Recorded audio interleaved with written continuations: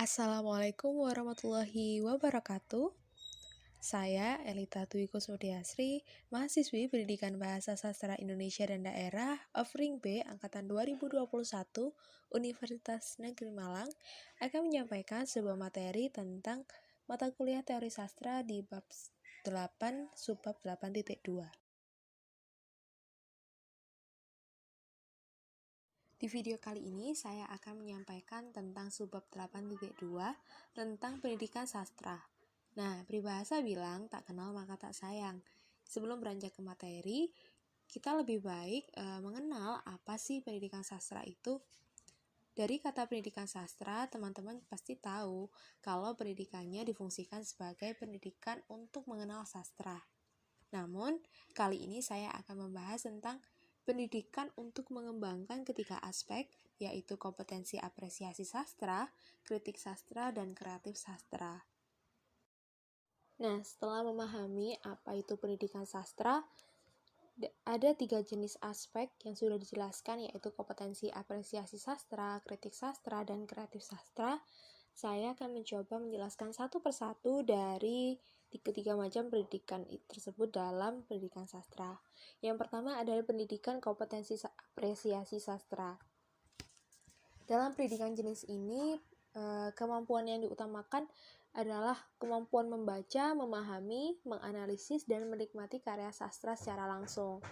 Jadi peserta didik itu diajak untuk terjun langsung terhadap karya sastra.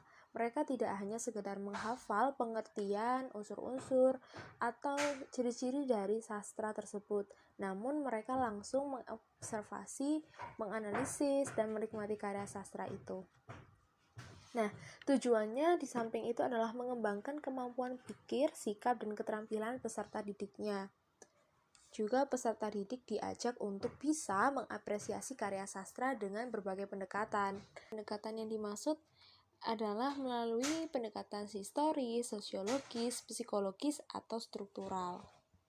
Contohnya, setiap karya sastra itu pasti mempunyai sesuatu yang lebih menonjol dan yang menjadi ciri khas. Misalkan, satu karya sastra mempunyai ciri khas pada latarnya, dan satu karya sastra yang lain mempunyai ciri khas pada alur dan penokohannya.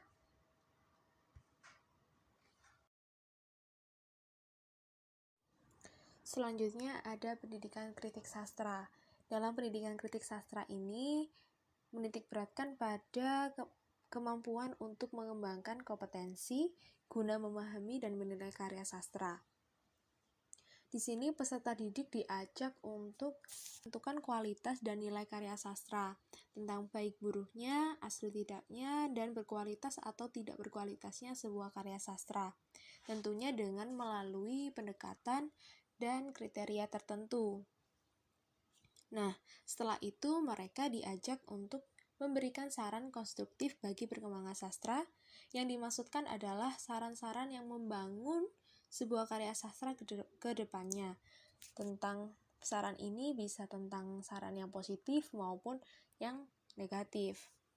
Namun tetap dalam lingkup karya sastra. Di pendidikan kritik sastra ini, peserta didik diajak untuk berpikir kritis, terbuka, dan bersikap jujur. Karena apa yang mereka sampaikan haruslah sesuai dengan apa yang mereka pikirkan dan tidak mengada-ngada.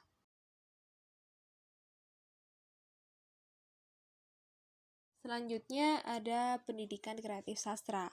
Pendidikan kreatif sastra ini mengembangkan kemauan dan kemampuan untuk menulis karya sastra. Karena pada dasarnya menjadi sastrawan adalah hal individual, yang artinya ketika satu sastrawan itu sudah tidak berproses lagi, maka belum tentu ada sastrawan baru atau sastrawan yang muncul dari generasi selanjutnya. Berbeda dengan pemain sepak bola, dokter, insinyur, atau profesi lain yang ketika ada satu generasi yang sudah tidak berproses lagi, masih mudah, masih cepat, dan tidak sulit untuk mencari penggantinya.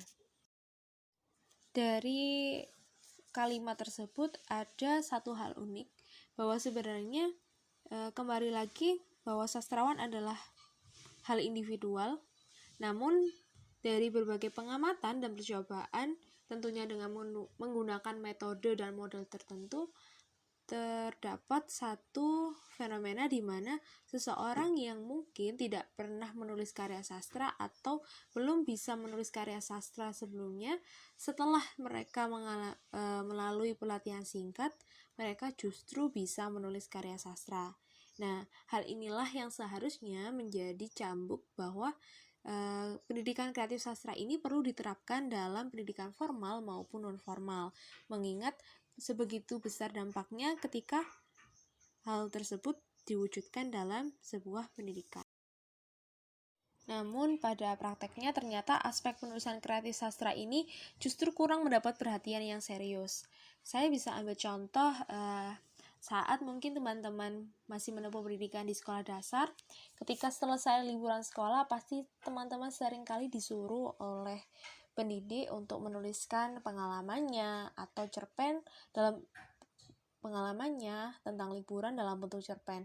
Nah, dari sini penulisan kreatif sastra itu dinilai hanya sebagai relaksasi, refleksi, atau sekedar pembuka dan penutup sebuah awal masa pembelajaran, seperti itu. Nah, namun dalam prakteknya, dalam kurikulumnya, aspek penulisan kreatif sastra ini kurang ditekankan dalam pendidikan siswa.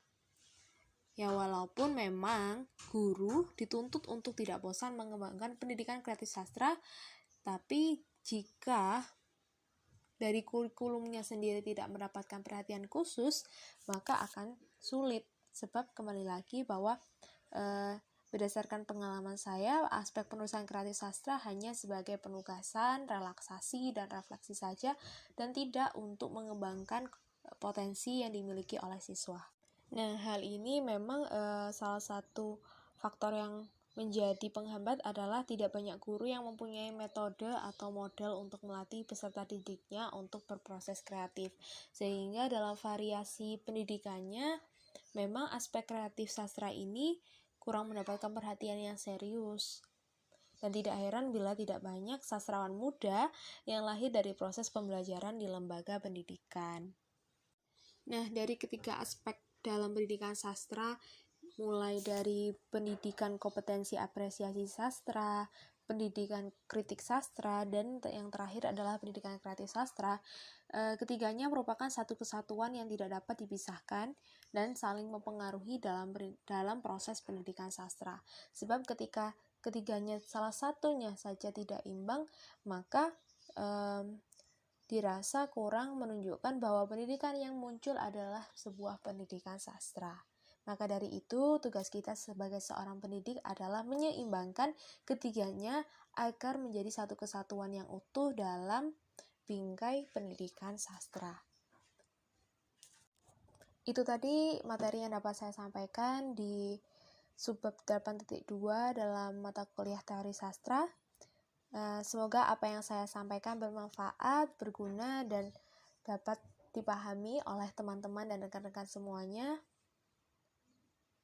Mohon maaf apabila mungkin ada salah kata, kekurangan, atau kesalahan dalam menyampaikan materi. Sekian, wassalamualaikum warahmatullahi wabarakatuh, dan terima kasih.